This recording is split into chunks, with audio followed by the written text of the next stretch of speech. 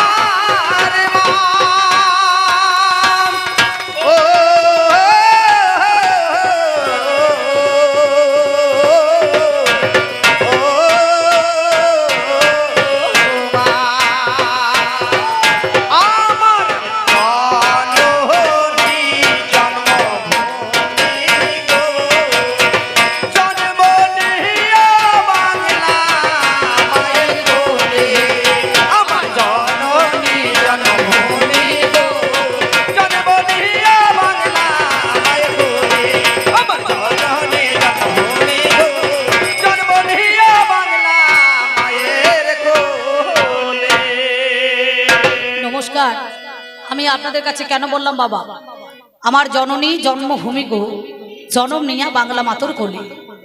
যেদিন আমরা ঊর্ধ্বপদে হেডমন্ডি মাতৃগর্ভের মধ্যেখানে ছিলাম, সেদিন করজোরে কেঁদেছিলাম আর বলেছিলাম, মা এই মর্তের মধ্যেখানে যাব, তোমাকে ডাকবো, জানবো, শুনবো, চিনবো, তোমার সাধন ভজন করবো নাকি বাবা।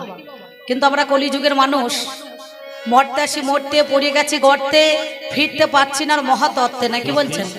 এই জগৎটা কিন্তু মরার জগৎ। মানুষ মরে কবার না, প্রত্যেক দিন আমরা 3 বার করে মরে পড়ে থাকি। কখন? একবার ঘুমে, একবার জমে, আর একবার হচ্ছে কামে, নাকি বলছেন না। তাহলে আপনারা বুঝতে পারছেন কবার মরে মানুষ? 3 বার প্রত্যেকটা দিন। হিন্দু, মুসলমান, জৈন, খ্রিস্টান বাছাবাছি নাই কিন্তু বাবা, প্রতিটা মানুষ কিন্তু 3 বার করে মরে পড়ে থাকে, কামে, ঘুমে, জমে, নাকি। কামে কেন? পুত্র এবং নরক থেকে উদ্ধার পাওয়ার জন্য। মাতা পিতা যেদিন মারা যাবে সেদিন পুত্রের হাতে আমাদের পিণ্ডের দরকার আছে, নাকি। পিণ্ড নিতে হয়।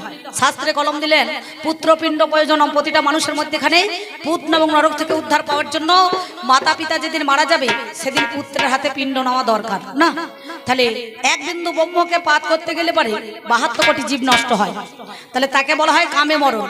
শাস্ত্রে বলছেন বিন্দু ধারণং জীবনং বিন্দু পতনং মরণং, অর্থাৎ ধারণ করলেও মরবে আর পাত করলেও মরবে। স্থান কাল পাত্র বুঝে মাল দান করতে হবে।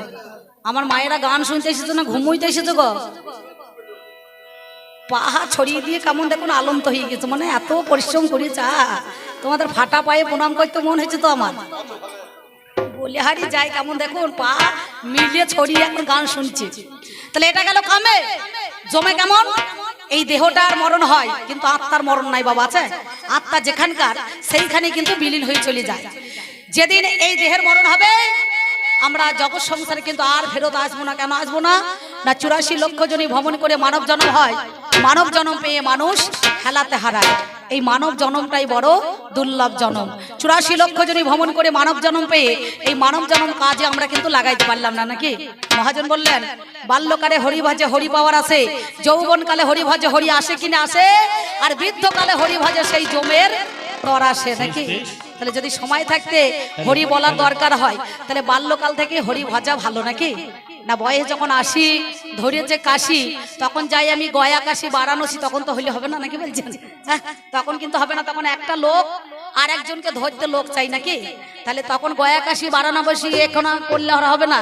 তাহলে মানুষের মধ্যেখানে সময় থাকতে আমাদের হরি ভজন করাই ভালো। সেই জন্য গেল এটা কি না আমাদের মধ্যেখানে জমে। আর ঘুমে কখন না দেখবেন আমাদের উপরটা মরা আর ভিতরটা জ্ঞানে ভরা। 10 ইন্দ্রিয় আছে, 5টা কর্ম ইন্দ্রিয়, 5টা জ্ঞান ইন্দ্রিয়। এই 10 ইন্দ্রিয়র মধ্যেখানে 9টা মারা যায় আর একটা জেগে থাকে, সেটা হচ্ছে জ্ঞান, নাকি বাবা? এই জ্ঞানটা কিন্তু সবারই ভিতরে আছে কিন্তু চোখ মিলে আমরা কাউকে দেখতে পাই না, নাকি? তাহলে উপরটা মরা ভিতরটা জ্ঞানে ভরা, বুঝতে পারছেন? সেই জন্য বলছি আমার জননী জন্মভূমি গো জনম নিয়া বাংলা মাতর কোলে। এই মরা বাঁচার খেলা থেকে বাঁচবার জন্য যিনি আমাদের আদ্যাশক্তি মহামায়া কুলকুণ্ডলিনী ব্রহ্মাময়ী উমা 3.5 প্যাচে প্যাচ মেরে মূলাধারে বাবার বুকে মুখ লাগিয়ে মা আমার পরম সুখে ঘুমাইছে, তাকে জাগ্রত করতে গেলে পরে একটা যজ্ঞের দরকার আছে, নাকি? সেই জন্য মায়ের কাছে বললাম আমার জননী জন্মভূমি গো জনম নিয়া বাংলা মাতর কোলে। এটা টেনে নাও, টেনে নাও। আমার এক জনমে মিটল না সাথ, আমার এই জনমে মিটল না সাথ, বাকি কয়টা দিন গেল চলে। ওরে বাকি কয়টা দিন, ওরে বাকি কয়টা দিন রে গেল চলে। আমার জননী জন্মভূমি গো জন্ম নিয়া বাংলা মায়ের কোলে। আমার জননী জন্মভূমি গো জন্ম নিয়া বাংলা মায়ের কোলে। আমার মনে ছিল, আমার মনে ছিল বড় আশা,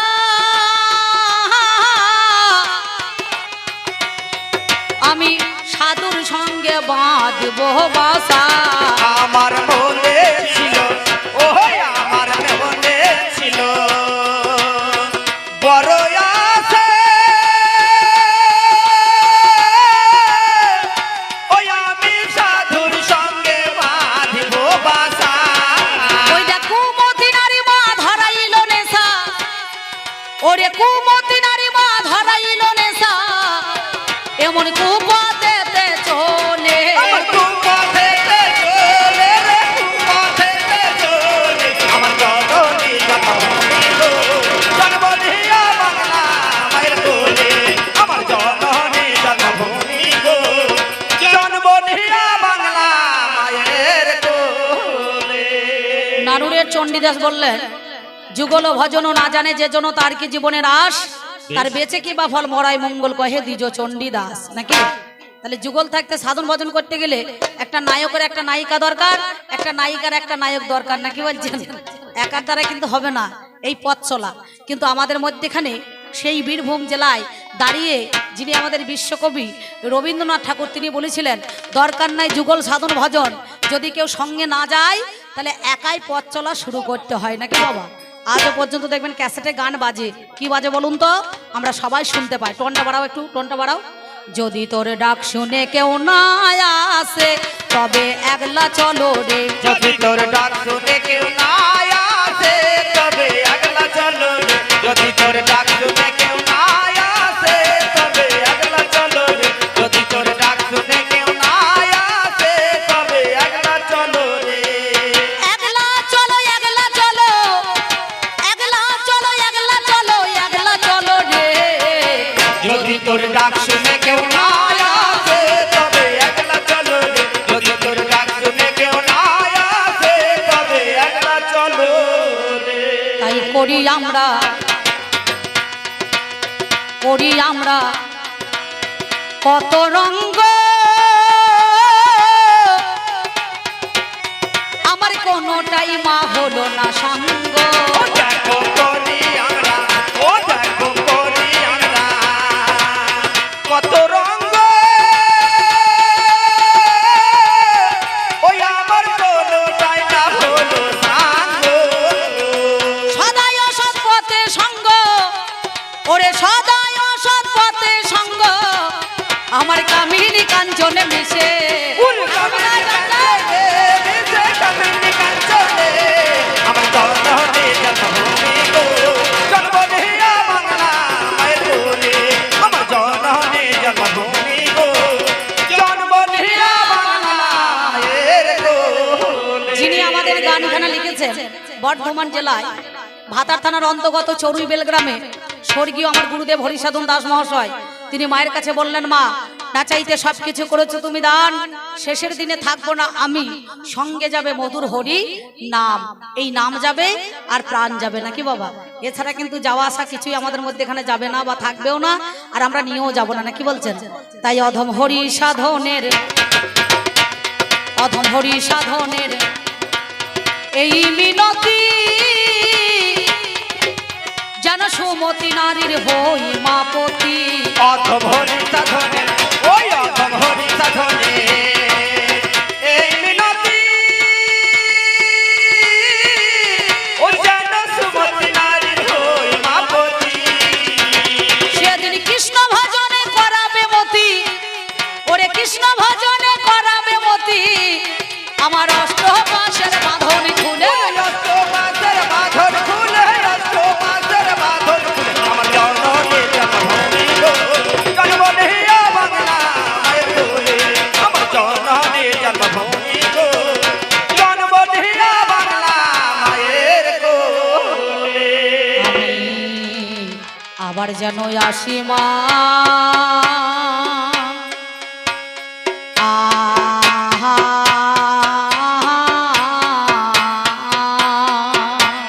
হায় হায় মরি মরি আবার যেন আসি মা, হায় হায় বলিয়ে জনমে নয় জন্ম ও জন্মান্তর, মায় আবার যেন আসি মা, আমি তোমার কোলে আসবো ফিরে, ও মায় আবার যেন আসি মা, কুল কুণ্ডলিনী ব্রহ্মাময়ী ও মায় আবার যেন আসি মা, বল শিবের ঘরণী ওমা শ্যামা, ও মায় আবার যেন আসি মা, একবার নিজ গুণে করো ক্ষমা, ও মায় আবার যেন আসি মা, মনে মোহিনী মনোরমা, ও মায় আবার যেন আসি মা, আমার সেদিন বলো আর কবে হবে, ও মায় আবার যেন আসি মা, আমার সঙ্গের সাথী সেদিন কেউ না ডবে, ও আবার যেন আসি মা, আমার নাম যাবে আর প্রাণ যাবে, আবার যেন আসি মা, একবার হরি বলে হরি বলে হরি বলে বলে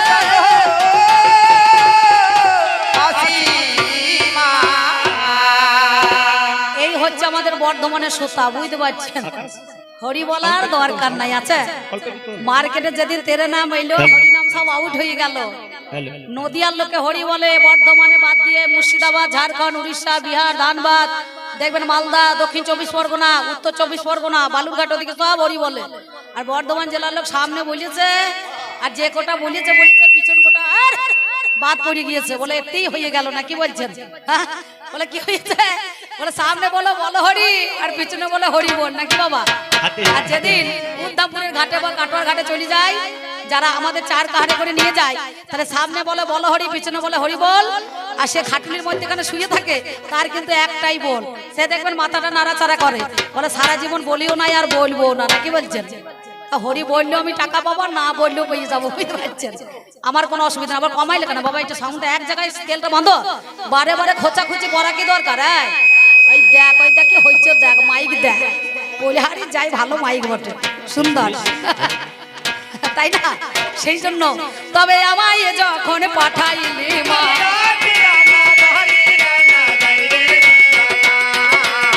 ভব বাজারে, এই বাজার বড় মজার বাজার, আমি দেখলাম নয়ন মেলে,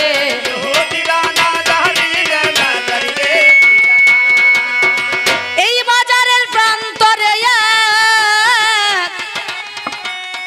আমি বাঁধলাম নতুন ঘর, তাতে 3.5 কোটি দিলাম খুঁটি, দেখতে মনোহর, 3 বর্গা জানলা কপাট,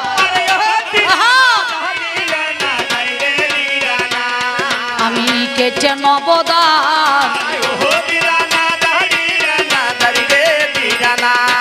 এই সদরি গেটে 2 প্রহরী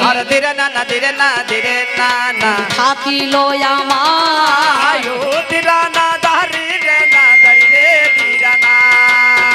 তার মধ্যে একজন পুরুষ একজন রমণী, পাহারা দিতেছে তারা দিবস রজনী, মালখানাতে বস্তায় পড়া আছে রত্নধন, বাঘ পেয়ে 6 দস্যু করিল হরণ, বাকি অংশটুকু গেছে মাতৃঋণের দায়, বেদখল হয়েছে জমি নিজ দখল নাই, তাই 3 অংশের 2 অংশ রইল জলে ভেসে, আজ অর্ধেকটা করে রেখেছে উলো আর রেখেছে, তাই আবাদ করা গেল না, আবাদ করা গেল না, আমার আবাদ করলে বলতো শোনা, আবাদ করা গেল না, তাই আমার হৃদয় কানন কুসুমের বন, পরশ করো মা তুমি, গো পরশ করো মা তুমি, গো পরশ করো মা তুমি,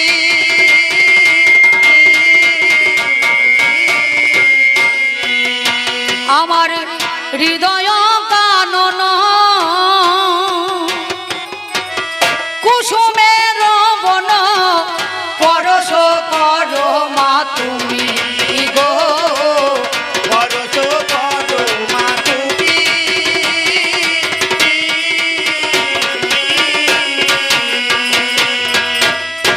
ও মা পরশে বড় হরসানে, পরশে বড় হরসানে, ওরে মা গো তোমার কঠিন প্রাণে পরশে বড়। হরসানে। যাক বাবা, কবি গান গাইতে গেলে একটুখানি মাতৃ বন্দনা করতে হয় না, কে বলছেন? আমি যদি একাই 1 ঘন্টা বন্দনা করে ফেলাই তাহলে আপনার তো ভালো লাগবে না। টাকা দিয়ে শিল্পী বায়না করে নিয়ে এসেছে, বুঝতে পারছেন? কারণ শুধু বন্দনা চিরপ্রথম যে করতে, আপনাদের এলাকায় তো প্রচুর ভালো ভালো শিল্পী আছে, কবি আলটা, বুঝতে পারছেন? সবাই করে, আমরাও করে থাকি। এই মাতৃবন্দনা, দেশের বন্দনা, দশের বন্দনা, মানুষের বন্দনা, ভগবানের বন্দনা, কবি গানের নামই বন্দনা। গানটা কিন্তু একবারই মন্দ না, যার যেমন মাল থাকে সে তেমন তলায় ভরার চেষ্টা করে, তাই না? তাই আমি এই পর্যন্ত বন্দনা, অর্থাৎ আমি এই পর্যন্ত বন্দনা গান, আমি অল্পে অল্পে সারি, আমার আসরেতে আছেন যত,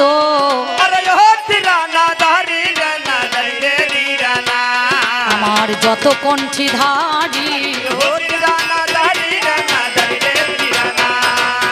সাধু গুরু বৈষ্ণব যারা আছেন মহাশয়, আমি আপনাদের চরণে 100 কোটি গো প্রণাম জানাই।